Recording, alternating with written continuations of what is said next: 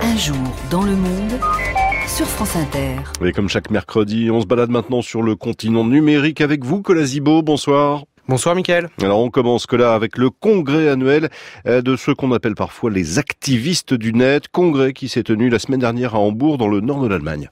Oui Mickaël, c'était le 33e rassemblement du Chaos Computer Club, le plus grand rassemblement de militants de l'Internet libre au monde, qui permet de prendre le pouls de la liberté d'expression sur Internet.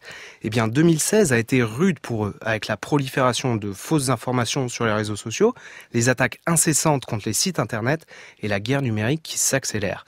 Bref, Internet est plongé dans la tourmente et ils se sont d'ailleurs fait remuer par le plus illustre des hackers en visioconférence depuis Moscou, le lanceur d'alerte Edward Snowden. Si nous voulons qu'Internet soit plus sûr et que la société soit plus libre et ouverte, vous devez faire quelque chose. Ce n'est pas suffisant de simplement croire en quelque chose, mesdames et messieurs.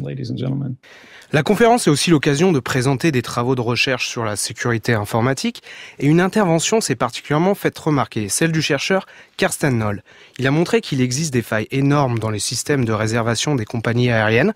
À partir des très nombreuses photos de cartes d'embarquement postées sur Instagram, il est par exemple possible de modifier la réservation du vol, voire même de changer le bénéficiaire du voyage. Mais ce n'est pas fait pour nous rassurer ça. Autre étude, Colas, celle de l'Institut Brookings, qui s'est intéressé à une question rarement abordée, le coût économique de la censure sur Internet. Oui, Mickaël, quand on ferme le robinet d'Internet pour des raisons politiques, ça a aussi des répercussions économiques. 2,4 milliards de dollars précisément en une année. Comment la fermeture partielle ou totale d'Internet impacte-t-elle l'activité ? Les raisons nous sont données par Antonia Maidi, chercheuse en économie à l'université de Duisbourg. La censure sur Internet augmente le coût et l'incertitude liés à l'information. Et plus l'économie devient globalisée, plus le coût de la censure sur Internet sera élevé. Elle a étudié 19 pays qui ont coupé Internet à 81 reprises entre juin 2015 et juin 2016 et a mesuré l'impact sur l'activité économique. Le résultat est sans appel.